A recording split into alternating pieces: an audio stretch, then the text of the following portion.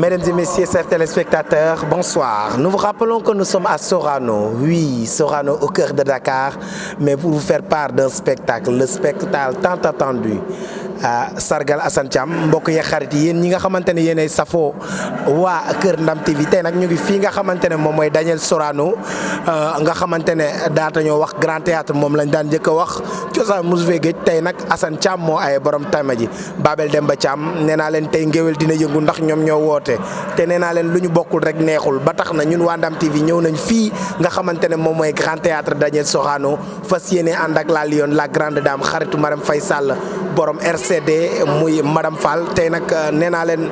tey di ngeen fi gis ñi nga xamante ne d'éminentes personnalités du monde autant pour moi du monde musical ba tax na balaa maa tàmbali rek damay daal di ànd ak yéen ndax Mbaye Gueye Faye mu ngi sur scène ngeen gis tey ni mu fas yéene yëngalee li nga xamante ne moom mooy présidium mu Grand Théâtre tey bu leen ko kenn nettali ñoom Boubacar Diallo gars yëpp ñoo ngi fi. Youssou Ndour dina ñëw gars yi dinañ ñëw ndax nee naa leen ngéwél bu ñu wootee kenn du des ndax ku woote teew nañ sagal la te nee naa leen nit amul lu dul bësam ku ko ci xeeb rek xeebal ko jëmmam moo tax ba mu wootee ñëpp ko wuy si ndax nee naa leen réew mi dafay am cër kenn du Assane Thiam Babel Demba Thiam borom ne ni waas yow xam nga ni boo wootee mu neex waaye ñun duñ ca wuute ñun xale tegee ji nga xamante ne fu ñu dem mbokk ñun ñooy waa Ndam TV ndam rek ak ñun ku ñu àndal rek da ngay daan waaye doo daanu noonu la demee.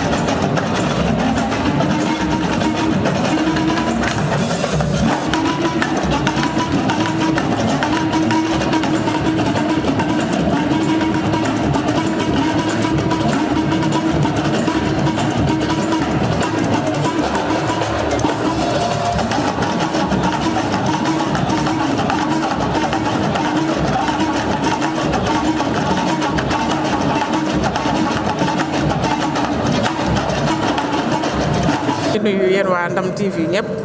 di leen wax ne aussi ñu ngi remercier Cheikh moom moo nekk Wakam comme responsable moom est très engagé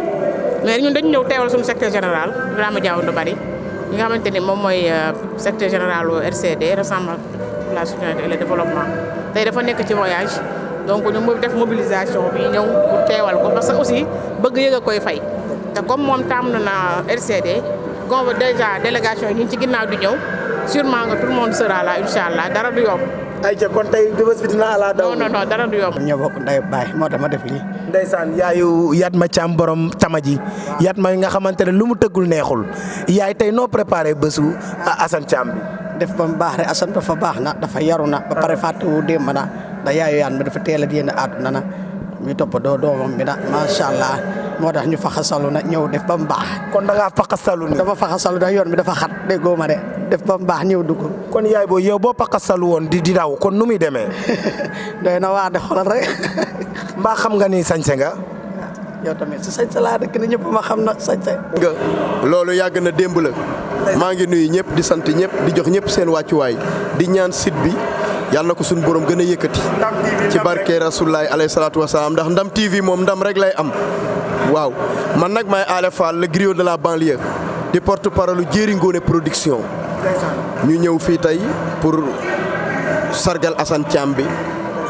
ki nga xamante ni moom laa àndal di maam Cheikh Mbaye Jéeri Ngoone maa lobe Samba kuli ma ca Sengi Ndaat ma faali ku ma mbaa ma tëx ma balaa muy dégg fukki bala ñaar ne tuy